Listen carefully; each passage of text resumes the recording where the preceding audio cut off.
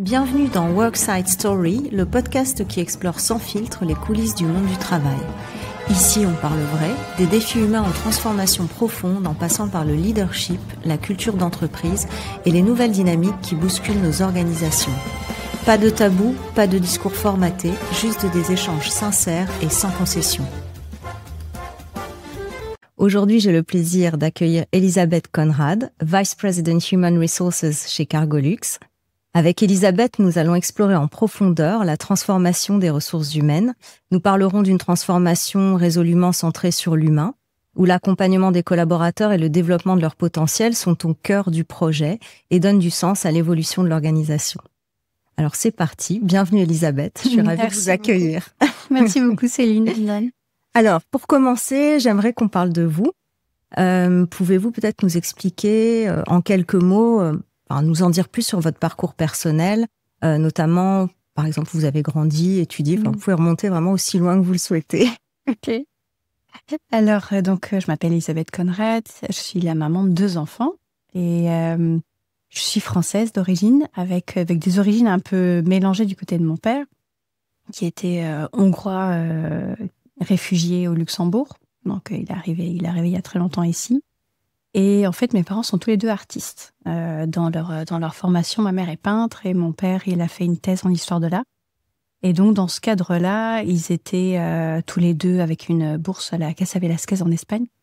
Et donc, c'est là-bas qu'ils se sont rencontrés. C'est là-bas que je suis née. Donc, je suis née à Tolède. Et en fait, après, quand je suis née, je crois qu'ils ont eu un peu la piqûre de... Faut trouver un vrai travail, il va falloir créer le vrai cocon familial. Du coup, ils sont arrivés en France.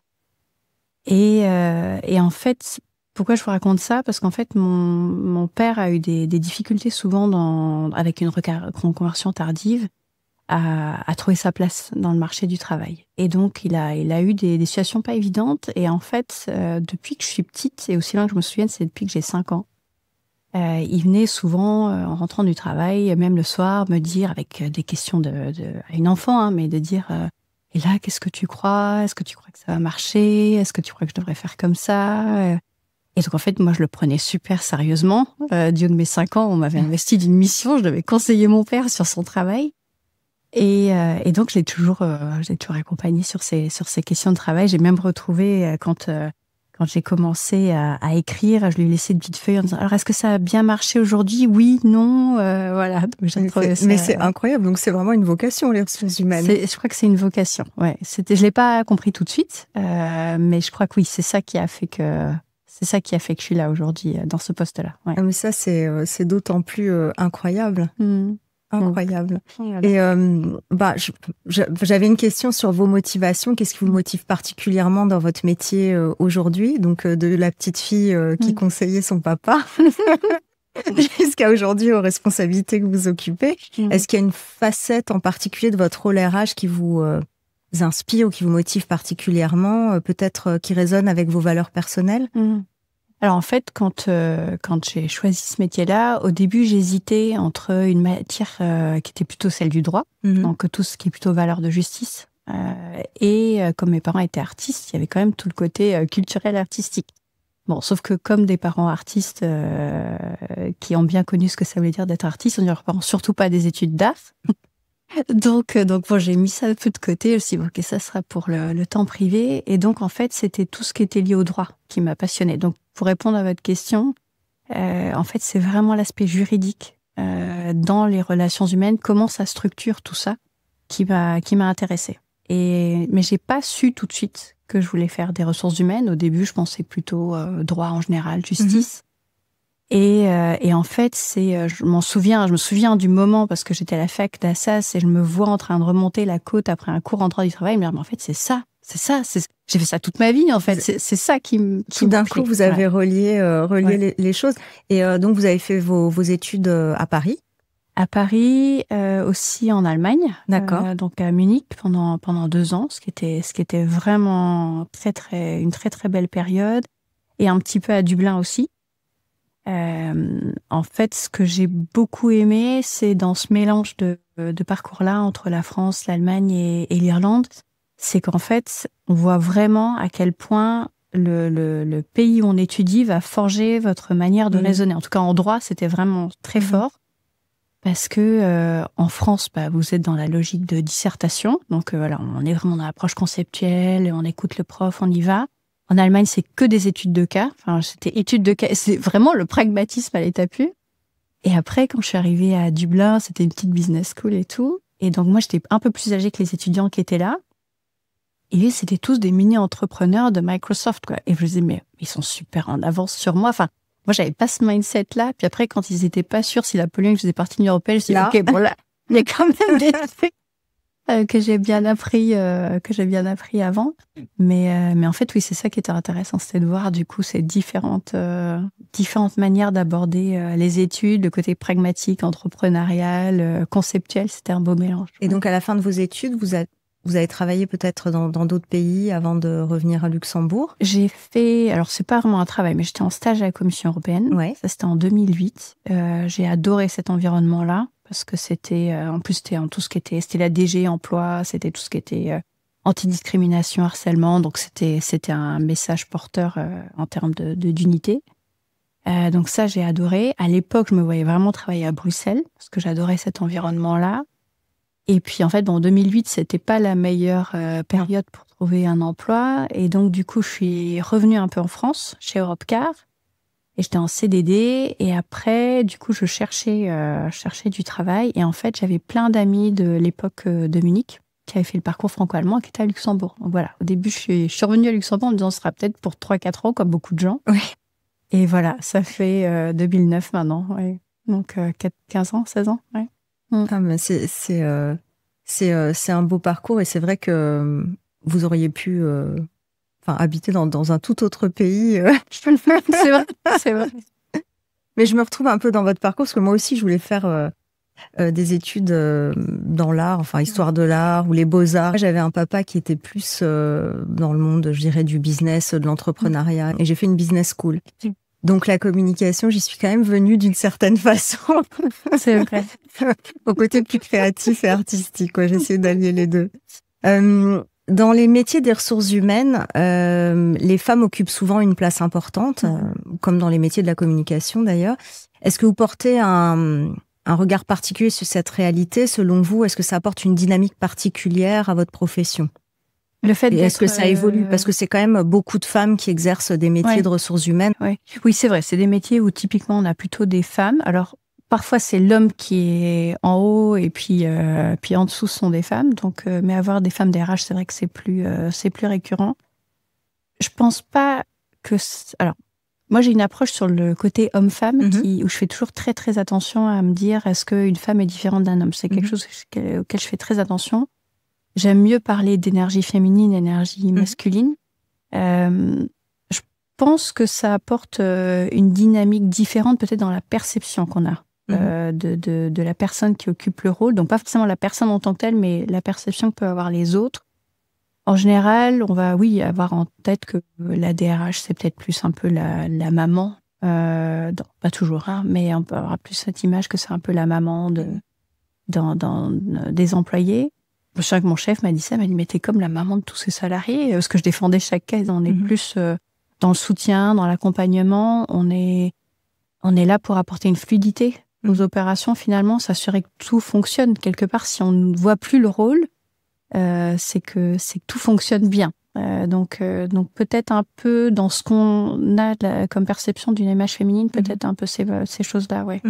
Et ça évolue, je pense qu'il y a de plus en plus d'hommes aussi qui s'intéressent. Enfin, aujourd'hui, comme des métiers vus comme masculins ou perçus comme masculins, on a de plus en plus de femmes qui accèdent. Mais c'est vrai que c'était une question qui me semblait intéressante parce que je me suis dit, mais c'est vrai que en tout cas dans nos clients au Luxembourg, souvent, les départements ressources humaines, les départements communication sont souvent beaucoup féminins, composés de femmes. Je crois que dans le métier des ressources humaines, on fait vraiment attention à prendre en compte tous les angles. Il y a cette espèce d'approche très holistique et puis très humaine, évidemment. Et du coup, c'est vrai que c'est des valeurs qui sont... des valeurs. Ce sont des sujets qui, en général, intéressent plus les femmes, je pense, statistiquement. C'est indéniable. Voilà. Donc, vous occupez une fonction très stratégique chez Cargolux. Quel a été votre premier constat, ou plutôt votre première priorité quand vous avez pris le poste? Déjà, ça date de quand? Parce qu'on est vite passé... Oui. Alors, en fait, donc j'ai rejoint Cargolux en 2013. À l'époque, j'étais manager HR et à l'époque, j'avais intégré, donc c'était la DRH, enfin la présidente, la vice-présidente des ressources humaines, c'était Vicky Dancer, et qui m'avait recrutée dans une approche de succession planning. Donc, j'avais vraiment cette chance d'avoir un peu une perspective d'évolution sur le poste, avec le challenge de est-ce que je vais faire le fit pour le job. Et là où elle avait tout à fait raison, mais après elle connaissait cette société comme sa poche, c'est qu'elle a dit mais c'est pas un poste que tu vas pouvoir occuper du jour au lendemain. Donc elle avait vraiment compris qu'il faudrait ces années-là, donc en l'occurrence c'était 5 ans, qu'il faudrait ces années-là pour vraiment comprendre toute la complexité de la société, des gens qui sont là depuis des années. Donc, elle avait vraiment pris en compte l'acceptation nécessaire par les autres personnes. Et donc, en octobre 2018, donc exactement le mois de mes 35 ans, là, c'est là où j'ai été nommée DRH. Donc, c'était exactement en octobre 2018, donc pile le mois de mes 35 ans. Et à vrai dire, à l'époque, j'étais pas en poste parce que la promotion avait été annoncée quelques mois en avance. Donc, à l'époque, j'étais enceinte. Et donc, techniquement, pendant octobre 2018, j'étais en congé mat. Et donc, c'est 3 mois après la naissance de mon fils que je suis revenue. Une belle rentrée. Et que là, je suis revenue sur les chapeaux. L'impression. Je suis revenue sur les chapeaux de roue avec des beaux chantiers. On avait à l'époque un grand projet de culture change. C'est un projet qui m'a marquée parce que c'était la première fois que j'abordais les ressources humaines sous un angle plus holistique. C'est-à-dire que la manière dont je suis rentrée dans la fonction ressources humaines, c'était plus sur l'aspect juridique, sur au début tous les problèmes, les conflits, les disciplinaires, tout ça. Et donc, c'était la première fois que j'abordais plus ce projet de culture change. À l'époque, au-dessus de moi, il y avait aussi une EVP en charge de HR, Legal Compliance. Donc, j'avais quand même une chef encore à l'époque, entre moi et mon CEO. Et ce projet m'a marqué parce que oui, je voyais, on allait aborder plus en profondeur des grandes questions. C'est pas un projet que j'appellerais, comment dire ça diplomatiquement. C'est pas un projet où je pense qu'il y a eu tellement de succès, mais parce que de manière générale, les projets de culture change ne fonctionnent pas tant que ça. Et ce que j'ai réalisé, on y viendra après, mais finalement, c'est plus quand on fait des changements structurels dans la manière de fonctionner, dans la manière de travailler, qu'on apporte ce culture change-là. Donc en fait, ce projet était intéressant. On avait travaillé à l'époque avec la société de Fons Trompenard, qui est vraiment spécialisée dans le sujet. Ça nous avait permis de comprendre, comment fonctionne Cargolux. On est plus une société un peu family spirit dans les catégorisations de culture. Mais c'est pas ce projet-là qui a apporté une transformation. Mais il a nourri la suite. Enfin, il a nourri la suite. Encore, il a nourri la suite. Ouais. À l'époque, j'étais loin de me douter qu'il y aurait une HR transformation plus tard. Mais oui, voilà. Justement, sans transition. Voilà. Donc, ce qu'on va aborder aujourd'hui, c'est ce projet de HR transformation chez Cargolux. Peut-être pour démarrer, quand on parle de transformation RH chez Cargolux, de quoi s'agit-il exactement? Enfin, quels sont les objectifs que vous souhaitez atteindre? Alors, à l'époque, quand on a parlé avec mon chef de transformation RH, ce que je dois dire, c'était en 2021. Et là, on sortait de Covid, qui avait été évidemment pour tout le monde, mais aussi pour les RH des périodes vraiment difficiles. Et puis pour le coup, Cargolux, c'était 24/7. Exact. Vous avez un rôle essentiel. Oui, il y a vraiment eu un rôle essentiel. Et je pense que finalement, c'est ce rôle essentiel à travers la période Covid, où on avait des business continuity meetings 2 fois par jour avec les différents membres du management et avec la représentation des RH. C'est pas une conversation que j'ai eue avec mon chef, mais j'ai toujours, de manière ouverte, j'ai toujours pensé que c'est finalement cette période-là qui a fait que on en est venu à la conclusion de maintenant on va investir dans les RH, on va demander l'aide de consultants, on va faire un travail en profondeur parce qu'on s'est rendu compte de l'importance du métier et donc on va maintenant donner toute sa valeur, on va investir comme il se doit dans dans cette fonction-là. Donc c'est important parce que je pense chronologiquement, c'est vraiment une période qui a mis en valeur les ressources humaines, en tout cas l'importance des ressources humaines. Et donc on a fait ce projet-là. On était accompagné par une société dont je suis très contente. Ils ont vraiment ils nous ont bien accompagnés. On était avec Capgemini, qui était en Allemagne. Donc ils étaient habitués à accompagner aussi des grosses sociétés, dont des sociétés de l'aviation.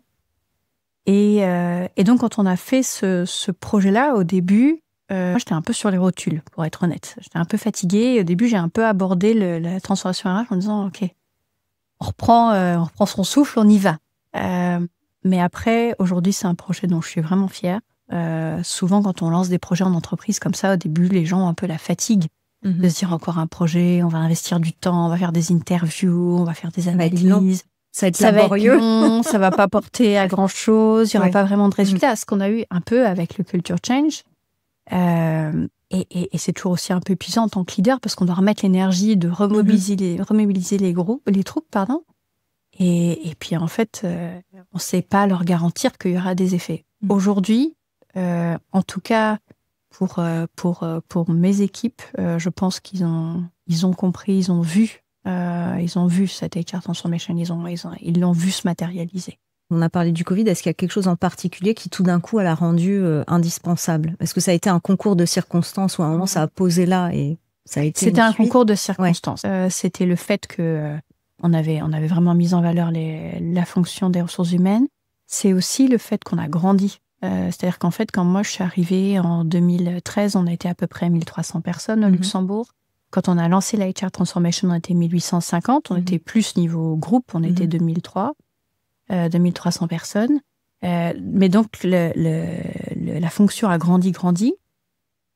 Il y avait aussi le fait que Cargolux, pendant ces périodes Covid-là, a financièrement bien évolué. Donc, il y avait la possibilité d'investir, de dire, OK, on va investir cet argent-là dans ces fonctions-là. C'était une année record, en fait. C'était une année 2021, 2022. Ouais, ça a été des années records, 2021, 2022. Ouais. Et donc, il y avait les moyens, il y avait l'envie, il y avait le besoin. Et de manière générale, Cargolux, c'est une société, c'est comme j'avais presque l'image d'une baleine. C'est pas une belle image, mais un peu, c'est vraiment une société qui a un poids. Et donc, c'est pas une société d'innovation. Il y a une can-do attitude, mais c'est pas une société d'innovation, c'est une société de transformation. Et donc, en fait, la HR Transformation, elle accompagnait le fait qu'il y ait plein d'autres transformations qui étaient en train de se préparer au niveau de l'entreprise, au niveau du département IT qui a été réintégré, au niveau des projets, différents projets au niveau du cargo système et tous ces projets-là. Donc, en fait, la HR Transformation venait en parallèle comme un besoin un peu de visionnaire de se dire tous ces projets-là vont arriver, donc il faut avoir les ressources humaines qui vont fluidifier ces changements-là autour. Ouais. Il y a si je me trompe pas, il y a 3 piliers qui guident la HR Transformation, donc People Services, Business Partnering et Talent Management and Workforce Planning, c'est correct? Ouais. Est-ce que vous pouvez nous expliquer un petit peu Oui. Alors, en fait, il y a les 3 piliers que vous avez cités, c'est comment on a réorganisé le département RH. Et en fait, chronologiquement, dans la HR Transformation qu'on a faite, on avait 3 axes. C'est-à-dire qu'on s'est intéressé aux services que rendaient les ressources humaines. On s'est intéressé à l'organisation, donc quelle était l'interaction qu'on avait avec nos différents customers internes, et on s'est intéressé à la partie digitale. Comme une entreprise, quoi. Voilà. Et donc, en fait, on a d'abord commencé sur un assessment de nos services. Donc, on avait vraiment le service portfolio, on a fait un audit un peu finalement de tous nos services. Et en parallèle de ça, ça c'était vraiment le premier pilier ou la première pierre à l'édifice de tout le travail. Et ensuite, on s'est dit, comment on va mettre en place l'organisation derrière. Et la logique qu'on a suivie, alors je suis désolée pour le franglais, je sais pas comment le dire on le dit en anglais. Ouais, on avait donc quand on a réfléchi au Target Operating Model, on a dit notre logique c'était de dire on va le mettre en phase avec le Target Interaction Model. Donc en fait, ces 3 piliers-là, ils sont censés refléter avec qui on a le plus d'interaction, ou quelle est la mission première de ces 3 départements. Et le premier, donc People Services, c'est vraiment un département, et c'est aussi les qualités que j'ai recherchées dans les différents chefs qui gèrent ces piliers-là. Il y a vraiment l'aspect empathique. On est avec le sens du service. On est là pour servir les gens. Donc, on va gérer tout ce qui est contrat, offre, l'accompagnement des parental leave, tout ce qui va être payroll, timekeeping, safety. Donc, ça aussi, c'est pas toujours le cas que safety soit sous HR, mais chez Cargolux, tout ce qui est Operation Safety appartient à HR. Et c'est quelque chose d'essentiel dans les métiers. Alors, on a Aviation Safety, on a Operational Safety. Donc, Aviation Safety, un département encore à part. Mais Operation Safety, c'est vraiment la safety on the ground. En fait, une fois qu'on a claqué la porte de l'avion, c'est la safety qui se passe en dehors. C'était une volonté à l'époque de Vicky Dancer, qui était la DRH. Pour moi, elle était visionnaire à l'époque de comprendre l'interaction essentielle entre safety et humain. Après, c'est vraiment aussi parce que vous êtes sensibilisés, puisque forcément, il y a une grande notion safety sur les gens qui sont sur le terrain. Oui, c'est essentiel. Voilà. Ouais. Et donc, de le ramener là, il y a déjà une culture, mais c'est vrai que souvent... c'est pas quelque chose qui est forcément très développé. Cool de source ou d'intégrer l'humain dans le safety. Ouais. Donc, je crois qu'elle avait été assez visionnaire à l'époque là-dessus. Donc, on a ce pilier People Services. Ensuite, on a un pilier qui s'appelle Business Partnering. Donc, là, c'est la fonction HRBP. Ce qui était intéressant pour nous, c'était de voir comment on allait transformer cette fonction de HRBP qui se trouve parfois sur le marché, mais plus comme une fonction un peu de mini HR généraliste ou un peu de HR coordinator sur... une business unit. Ce qu'on a voulu faire ici, c'est de vraiment élever la fonction dans un accompagnement business. Donc, s'assurer que les HRBP soient vraiment proches du management, les accompagner idéalement dès le début. Alors, il y a encore un change management autour de ça. Et le troisième pilier était autour du talent. Donc, ça, c'était la grosse volonté de toute cette HR transformation. C'est comment est-ce qu'on met le talent à l'honneur, effectivement. Donc là, ça va être tout ce qui est talent attraction, employer branding, learning and development et workforce planning. Ouais. Et est-ce que dans ces trois piliers, il y en a un qui a représenté un plus grand défi que d'autres? Les trois avaient leur propre challenge. Là où on a eu le plus de travail à faire, c'était sur l'aspect talent. Donc ça a été vraiment le gros chantier des 2 dernières années. On n'avait pas chez Cargolux la culture, on n'a pas la culture des appraisals, des assessments et tout ça. On l'avait que pour nos cadres. On l'avait pas déployé pour toute pour toutes nos personnes. Et le gros challenge, ça a été de mettre en place ce qu'on a appelé une talent review. Donc en fait, finalement, un moment où on s'assoit avec son chef et on échange sur le feedback, sur comment on travaille, sur les carrières opportunités, tout ça. Et ça, c'était un gros challenge. Il y a eu un travail de profondeur, de revoir quelles étaient les core competencies, de former aussi nos managers à donner du feedback, de comprendre que donner un feedback, c'est un cadeau, que d'ignorer... et feedback positif aussi. Parce que positif, feedback, ouais, tout à fait. Quand ça va pas, on donne du feedback. C'est vrai.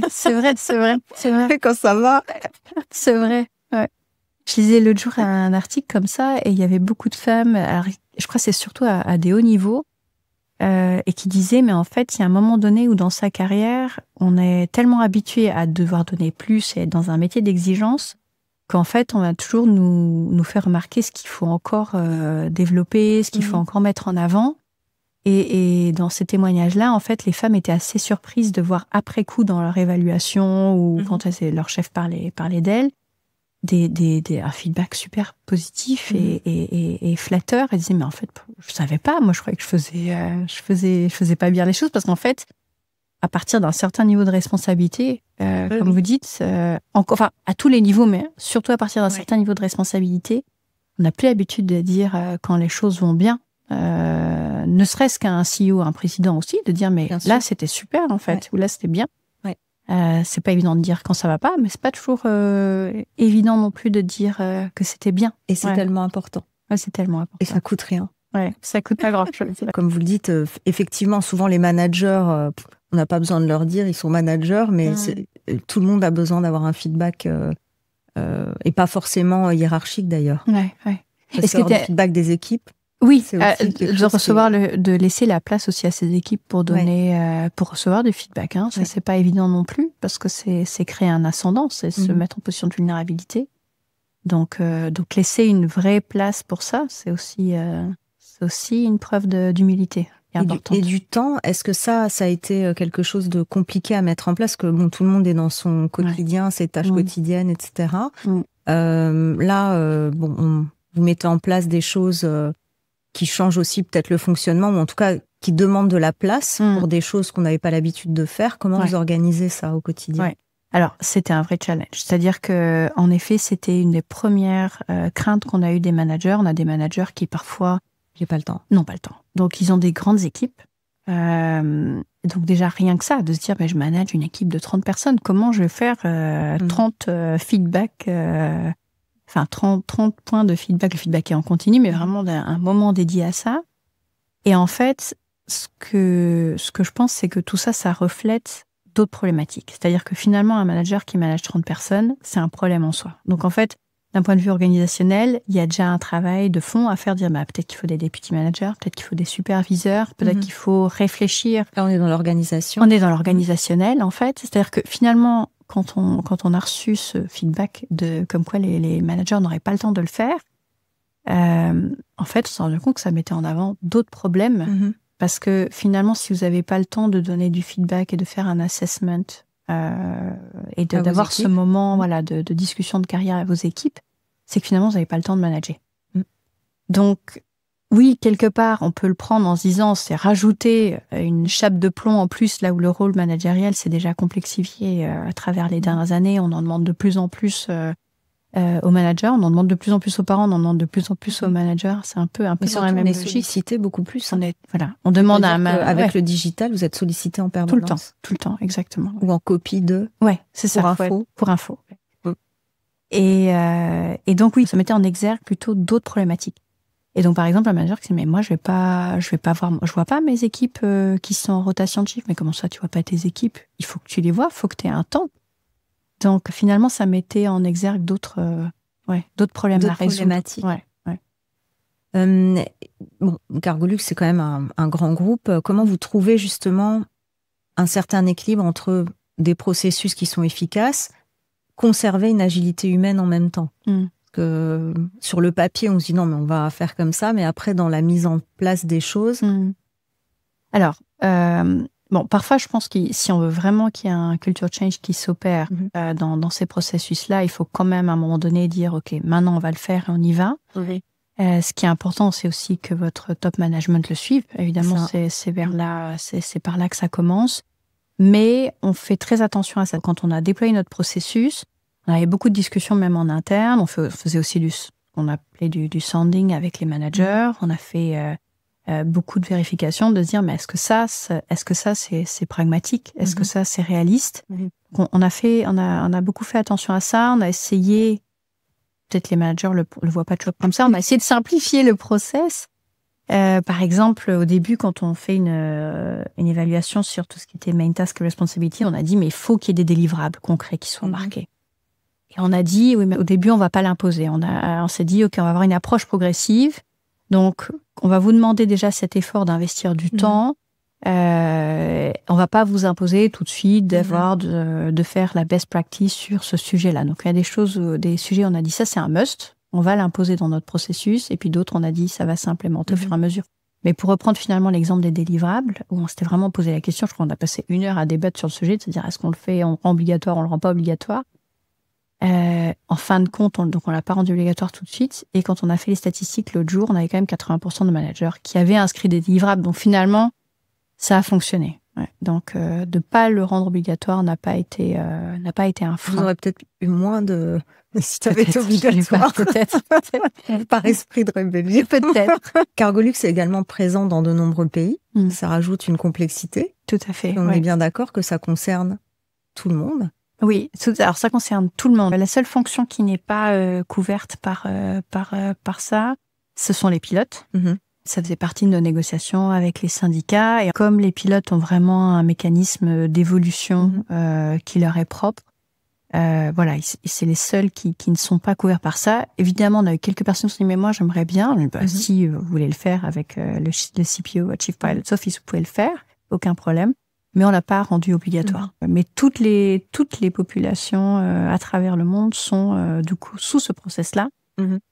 Et mon espoir intime, c'est que ça va changer, alors pas tout de suite, mais sur 3 à 5 ans, que ça va apporter finalement ce changement organisationnel, d'instaurer plus une culture du feedback, plus une culture de carrière, plus une culture de dialogue. Oui, parce qu'en fait, ça, sur les années. Vous mettez en place les outils, l'organisation, etc. Mais à la fin, ça reste de l'humain, quoi. C'est de l'humain, ouais. Et c'est pas un devoir, c'est pas une obligation. Donc c'est vraiment un changement d'approche, ou en tout cas d'intégrer des choses qu'on a, mais où on se laisse le temps de les faire aussi. C'est ça, ouais. Dans l'implémentation dans les différents pays, est-ce qu'il y a eu des spécificités locales, ou est-ce qu'il y a des choses que vous avez dû adapter? Pas pour ce processus-là. On a d'autres processus, par exemple, quand on a déployé une politique sur tout ce qui était anti-harcèlement et tout ça. Là, il y a des obligations légales qui sont différentes au Japon, aux US, en Californie. Sur tout ce qui était talent review, non. On n'a pas eu d'obligation. Au tout début, on avait une Employee Engagement Survey. Et là, je m'étais posé la question. Je m'étais dit, on va poser la question à notre staff, à nos salariés. On va leur poser la question de est-ce qu'ils ont envie d'avoir un retour sur leur développement de carrière, de leur management? Est-ce qu'ils ont envie de recevoir le feedback sur leur performance de leur management? Et en fait, la réponse a été ultra positive. On avait plus que les 3/4 des personnes qui ont dit oui. Et donc, ça, c'était un peu une question de poker game, parce que si finalement... J'allais dire, vous avez tout sur la tête. Ça aurait pu être se retourner contre nous. C'est vous qui avez l'idée de faire ça? C'est moi qui ai dit, on va poser ces 2 questions-là, et sous 2 formes. Mais si vous aviez eu, par exemple, je ne sais pas moi, l'inverse... Ouais. Ah bah là, on se serait bloqué. C'était un peu gambling, ça aurait pu nous bloquer par la suite, mais quelque part... ça veut dire qu'il fallait retravailler comment on arrive à... Oui, ou même plus profondément, la question serait été de se dire, mais pourquoi les gens ne veulent pas? C'est ça. Donc là, on aurait eu un travail de compréhension, de se dire, mais pourquoi les gens ont dit ça? Et c'est pour ça que j'ai aussi fait attention à poser cette question-là sous 2 questions différentes. Les gens qui font les questions pour les référendums. Ouais, c'est ça. Poser la question. On aurait pu juste poser la question de dire, est-ce que vous avez envie d'avoir un moment pour parler de votre carrière? La majorité aurait répondu oui. Mais après, on nous aurait dit, mais ça ne veut pas dire que les gens ont envie d'avoir le feedback sur leur performance. Du coup, ce qu'on a fait, c'est qu'on a vraiment posé ces 2 questions-là pour dire, c'est pas une question biaisée, manipulée. Enfin, on a posé ouvertement ces 2 questions. Et les 2, on avait plus que des 3/4 des gens qui ont dit oui. Donc après, on avait les données pour dire dans nos négociations, écoutez, là, la demande est claire, il faut le faire, il n'y a pas de discussion. Et donc, voilà. Donc ça engage aussi quelque chose...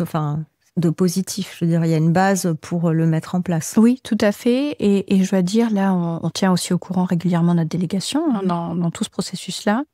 Et les feedbacks qu'on avait eus dernièrement étaient aussi très positifs. On dit, mais on voit tout le travail qu'il y a derrière, parce que je me souviens quand on a négocié ça dans notre conseil collectif fin 2023, on s'est posé la question de dire, mais à partir de quand on le lance? Et quelqu'un avait dit, mais pourquoi est-ce qu'on ne le lance pas le mois prochain? Et on avait dit, mais non, mais ça se lance pas comme ça. Il y a un travail de fond, faut réanalyser quelles vont être nos core competencies, quelle est la structure. Il faut former nos managers à ça. Il faut former nos salariés à ça. Donc on avait dit, il nous faut au moins 1 an de travail en profondeur. Donc voilà, c'est ce qu'on a fait courant année 2024. C'était le gros chantier 2024. Et là, depuis 2025, on l'a lancé. Donc là, ça fait, ça fait quelques mois qu'on l'a lancé. Et justement, sur les outils, vous me dites si je me trompe, je pense qu'il y a une solution digitale importante qui accompagne cette transformation. Ouais. Alors, est-ce que vous pouvez nous expliquer, sans rentrer dans les détails techniques trop confidentiels même peut-être, mais peut-être expliquer qu'est-ce que ça va apporter, quel changement majeur ça va apporter pour les équipes? On a fait tout un process de cahier des charges, d'appel d'offres, voilà. Donc vous n'avez pas téléchargé quelque chose en ligne? Non, voilà, c'était un long process, parce que c'est sûr que ce sont des investissements qui coûtent cher, donc il faut bien choisir son outil. L'outil pour lequel notre attention s'est portée, c'était Oracle, qu'on a renommé en interne Nova, parce qu'on s'est dit on va se l'approprier. Et ce qui nous avait le plus plu, c'était vraiment l'approche user experience, parce que pour nous, l'idée c'était à la fois de simplifier le travail RH pour finalement apporter un service qui soit plus added value, mais c'était aussi de simplifier l'expérience utilisateur, donc Il y a aussi des mécanismes de chatbot. Il y a une expérience un peu intuitive aussi sur la manière de travailler avec cet outil-là. Et c'était ça qui nous a le plus guidés. Alors, il y a plein d'autres requirements qu'il nous fallait, mais dans l'approche, je dirais, de manière de travailler, de valeur de travail, c'était vraiment la user experience. C'est déjà en place, c'est en train d'être déployé. C'est en train d'être déployé. Ce sera donc là, il y a tout le travail de fond et on a une Wave 1 et Wave 2 et donc Wave 1 sera mise en application fin d'année, fin de cette année. Et Wave 2 sera toute la partie pour accompagner la partie talent et learning management system. Donc ça sera 2026. Rapide, hein, pour des projets de telle envergure. Ça prend beaucoup de temps. Ça prend énormément de temps. C'est pour ça que je dis dans un projet de déploiement informatique pour une grande entreprise comme ça. Ça prend beaucoup. Je trouve que ça va. Moi, vous avez été plutôt rapide parce que parfois il y a des années de. Après, il y a eu des années derrière des années. Il y a eu du travail en profondeur avant. C'est-à-dire que finalement, il fallait d'abord être sûr des services, de nos processus, d'avoir toute l'organisation derrière. Bien sûr. Et finalement, l'aspect digital était la dernière pierre à l'édifice pour accompagner ça. Donc, c'est ce qu'on... Mais indispensable. On peut pas s'en passer, Alors, vous avez aussi identifié, je pense, des quick wins. Oui, c'est vrai. Lors de cette transformation RH. Est-ce que vous pouvez nous en présenter quelques-uns, enfin, ceux qui sont les plus significatifs et aussi pourquoi? Quand on a fait ce projet de HR Transformation, c'était un travail en profondeur. Et en fait, ce qui était assez intéressant, encore une fois, on avait une belle relation, un bel échange avec Capgemini. Et je me souviens, à l'époque, on a dit, mais là, on a beaucoup de projets qui vont se déployer qu'à horizon 2024-2025. Et donc, à l'époque, on avait identifié des besoins qu'on pourrait mettre en place et qui prendraient pas trop de temps. Bon, le pas trop de temps, il est discutable. Mais je pense que c'était une bonne chose parce que ça donnait quand même déjà un premier touch and feel de ce que devrait être cette HR Transformation. Parce que je crois jusqu'en 2024 ou 2025, quand maintenant nos salariés vont vraiment voir l'outil, en fait, la HR Transformation, pour eux, n'était pas vraiment palpable. Et pas concrète. N'était pas concrète. Donc, les quelques quick wins qu'on avait, il y avait de relancer tout ce qui était cette Employee Engagement Survey en profondeur. Ça, c'était un premier quick win qu'on avait, avec un vrai action plan, avec des vrais focus group. Donc, vraiment remettre le salarié au centre. Dans les autres quick wins qu'on avait eu, il y avait tout ce qui était le développement de nos managers et d'avoir un système un peu, on appelle ça haut potentiel. J'aime pas trop le terme. Je trouve qu'il faut toujours faire attention quand on commence à utiliser ce terme-là. Mais de vraiment un accompagnement de formation pour nos futurs leaders. Donc ça, c'était ce qu'on a appelé le Lift Off Programme et avec qui on était accompagné de la société People Smart, avec qui on a très très bien collaboré. La logique de ce Lift Off Programme, c'était de dire, c'est pas juste un programme d'accompagnement et de développement de nos managers, c'est vraiment un programme où vous allez devoir travailler, investir du temps, un peu comme un MBA, c'est-à-dire ils devaient écrire un vrai business case, il y avait un vrai travail de profondeur, ils avaient un projet. Ils avaient des devoirs avec des projets. Ils avaient des vrais, c'était un vrai investissement. À tel point qu'à un moment donné aussi, mais comment on va peut-être les aider dans cette tâche supplémentaire, parce qu'on leur ajoute finalement un peu une pression supplémentaire. Et c'était aussi un feedback à un moment donné qu'on avait, de dire, mais finalement, de leur montrer qu'on les mettait tellement à l'honneur et qu'on attendait tellement d'eux. À un moment donné, il y a aussi le retour de dire, en fait, ça nous met un peu sous pression de recevoir ça comme feedback, alors que ça avait la volonté de leur donner un message positif. Donc ça, c'était le Lift-Off programme qu'on a mis en place et qui était un vrai travail de fond. Et aussi un graduate programme. Pendant 2 ans, on regarde un peu les gros projets qu'on a au niveau de la société et qui sont en phase avec nos 5 priorités. Et donc safety, sustainability, operational excellence, digitalization et talent. Et donc on va recruter des jeunes qui sortent d'université et qui ont des beaux parcours universitaires. Et en fait, on va leur donner l'opportunité pendant 2 ans de voir différents espaces de l'entreprise. Et donc ça, c'était aussi le graduate programme. Ils bougent ouais, tout à fait. Ils bougent 4 fois pendant ces 2 ans. C'était aussi un des quick wins de ce projet-là. Ouais. Bah c'est super. Et ça, c'est en place depuis cette année aussi? Et ça, c'est en place depuis déjà 2 ans maintenant. D'accord. Ouais, on l'avait déployé en 2023, oui. Ça débouche peut-être sur même de rester dans l'entreprise. Tout à fait. Alors, l'idée, c'est pas forcément de garder pour garder. Il faut qu'à un moment donné, le business need et le match avec la personne fonctionne. Mais l'idée, c'était de se dire, voilà, on donne l'opportunité à ces profils qui ont eu des belles études, de voir un petit peu différents environnements de Cargolux. Et puis, à travers ça aussi, d'œuvrer à moins de silo mentality, parce que quand vous avez cette chance d'avoir des gens qui voient vraiment différents départements, ils peuvent dire, mais là, en fait, la perspective RH là-dessus, c'est ça, la perspective Flytops sur ce sujet-là, c'est ça, la perspective Global Logistics, c'est ça. Voilà, c'était aussi l'approche derrière, en fait. C'est une opportunité unique pour l'entreprise aussi, parce que potentiellement, ça peut voir les futurs leaders de Cargolux, s'il y a un match, encore une fois. Mais pour un jeune, c'est une opportunité unique dans une carrière. Ouais, c'est chouette. On n'a pas souvent l'occasion de faire en 2 ans 4 départements. Ou alors... oui, ou alors il y a un red flag. Mais oui. Oui, voilà, exactement. Vous avez changé 4 fois de département. C'est ça.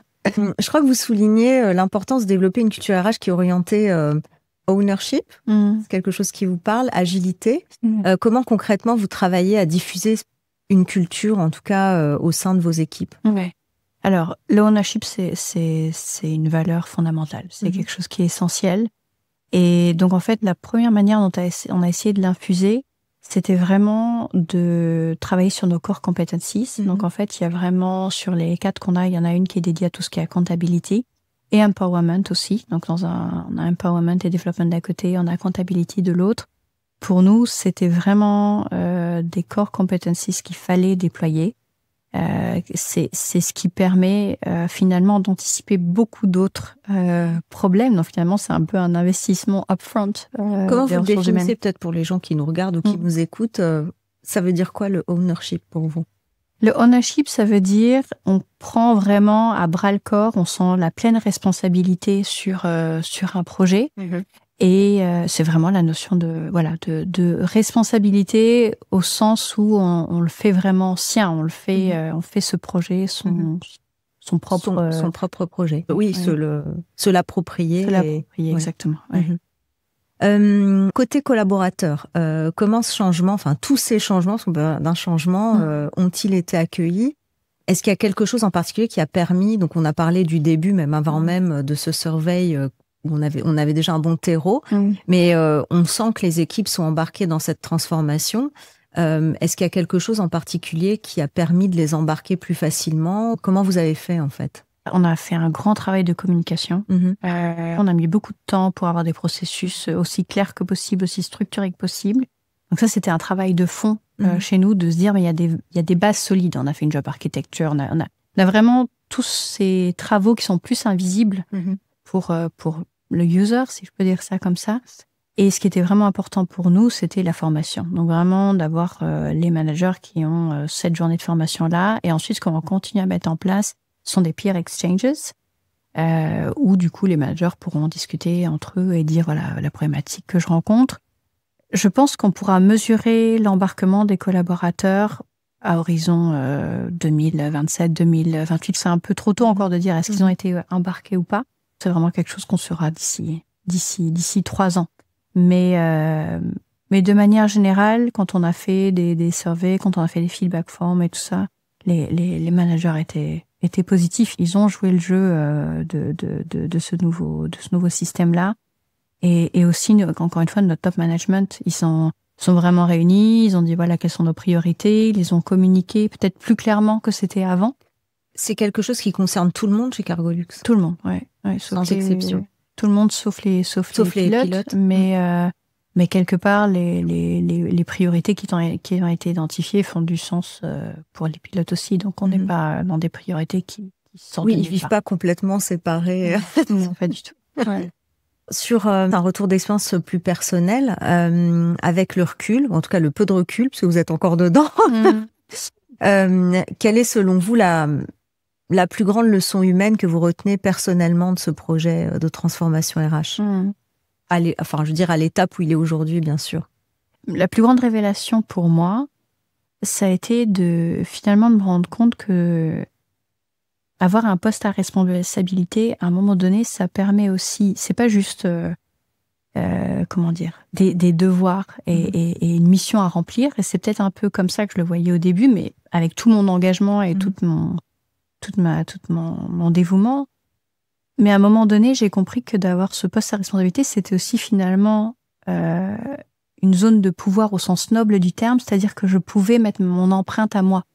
Je pouvais à un moment donné dire mais en fait je connais maintenant cette société depuis tant d'années, parce que chez nous, les gens ont une seniorité énorme, donc 15 années, ça reste baby step. Oui, mais c'est vrai. Mais je pouvais enfin mettre mon empreinte sur ce projet-là. Et ça, c'était... c'est évident, en fait. Mais pour moi, ce déclic, je l'ai eu tardivement de me dire, maintenant, j'ai la possibilité de pouvoir faire ce en quoi je crois. Et alors évidemment, ça veut dire être soutenu par son management et tout ça. Mais ça, c'était une révélation. Et ensuite, ce qui a été une phase pas forcément si évidente que ça, c'était au moment où j'ai dû changer l'organisation au niveau de mon propre département. Parce que ma manière de fonctionner naturelle, c'est plutôt de s'assurer que tout le monde est d'accord, tout le monde est embarqué, d'avoir un peu une approche démocratique. Je suis pas dans une approche autoritaire. Sauf qu'à un moment donné, quand vous devez faire un changement, une réorganisation dans votre propre département, vous pouvez pas vous permettre d'être dans la démocratie totale et d'aller consulter chacun. Donc, j'ai dû à ce moment-là trouver la bonne harmonie, la bonne balance entre dire maintenant c'est comme ça que ça va se faire. Mais j'ai aussi pris beaucoup de temps pour expliquer à chacun. Je me suis assise avec quasiment chacun, ou en tout cas chaque manager ou chaque lead, pour vraiment dire voilà, c'est ça la logique, c'est ces personnes-là que je vois à ce poste-là. J'ai pris ce temps-là. Et voilà, c'était quelque chose qui était important pour moi, et de rester aligné avec qui je suis profondément, de pas juste arriver et dire voilà, demain c'est comme ça que ça se passera. Demain c'est comme ça. Tant pis pour ceux qui comprennent pas pourquoi. Voilà, donc après il y a eu des gens qui étaient peut-être pas contents, ou des gens qui comprenaient pas tout de suite. Ça arrive toujours dans des organisations comme ça. Il y a toujours des résistances. Pas contents, non, c'est un grand terme, mais des résistances. Mais en tout cas, j'estime que j'ai mis toute l'énergie que je pouvais pour l'expliquer au mieux. C'était important pour moi. Et vous avez évoqué, je pense, dans un précédent échange, que la force de Cargolux, c'était justement les équipes. Ouais.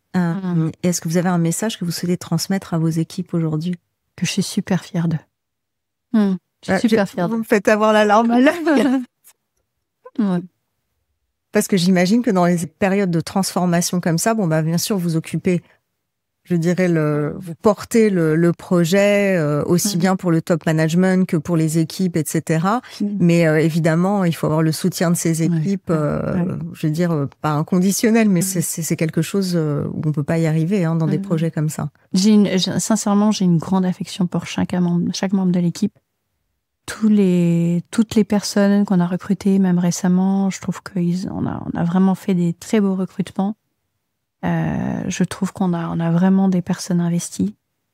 Moi, ce qui m'avait marqué, et puis c'est en plein milieu de transformation, c'était mon père est décédé en août 2023, et donc je me suis absentée. Ça tombait pendant mes congés en même temps, mais pendant 2 semaines, j'étais pas là. Mais pour la première fois, je me suis vraiment pas connectée, ou très très peu. Et parce que j'avais pas l'énergie à ce moment-là de gérer le travail et le deuil.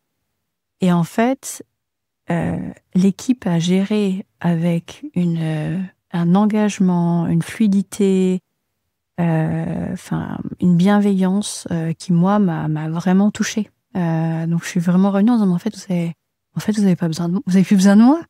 Et en fait, l'équipe m'a dit mais c'est ce que tu nous as toujours appris. En fait, c'est un bon manager, c'est un manager qui a su former ses équipes, leur expliquer ce qu'elle attend, comment fonctionner pour que finalement on puisse se permettre de s'absenter totalement. Voilà. Bon, là, pour le coup, 2 semaines, mais investi. Le ownership était super investi. Ouais, super investi. Ouais. Et si vous deviez retenir une chose, une conviction, un apprentissage clé à transmettre à quelqu'un qui débute peut-être aujourd'hui dans les RH, quelle serait-elle? C'est pas une question facile. Non. C'est ma dernière question. Comme c'est un métier humain, il faut utiliser à bon escient le rapport d'étonnement qu'on a dans les premiers temps. Il faut pas l'oublier. Parce que quand on arrive dans une société comme ça, finalement, on se met à la place du salarié. Et tout ça, il faut l'avoir, il faut bien le mémoriser par empathie. Mais de manière générale, dans une fonction comme ressources humaines, on peut pas implémenter des changements tout de suite. Ou alors, c'est qu'il y a eu une volonté au niveau de la direction de dire, bon là, faut faire un plan social, il faut faire un cut cost-cutting exercise, ou voilà, mais c'est pas le métier que j'ai envie de faire. C'est pas la partie du métier qui me plaît le plus, évidemment. Donc, je crois il faut se laisser le temps de comprendre les rouages humains, parfois les rouages politiques aussi, mais pas forcément au sens négatif du terme, au sens positif de quelle peut être la dynamique politique d'une entreprise. Il faut se laisser ce temps-là d'observation. La diplomatie. La diplomatie aussi. C'est vraiment ça. Ouais. Bien, écoutez, merci beaucoup, Elisabeth, pour cet échange riche et sincère. J'avais franchement les larmes aux yeux à plusieurs moments. Je pense qu'on a compris vraiment le rôle essentiel des ressources humaines, la place centrale et humaine dans un projet de transformation tel que vous le portez aujourd'hui chez Cargolux. Donc merci à vous qui nous avez écoutés. On se retrouve très vite pour un nouvel épisode. D'ici là, prenez soin de vos équipes et de vos convictions. Merci beaucoup. Merci beaucoup. Merci.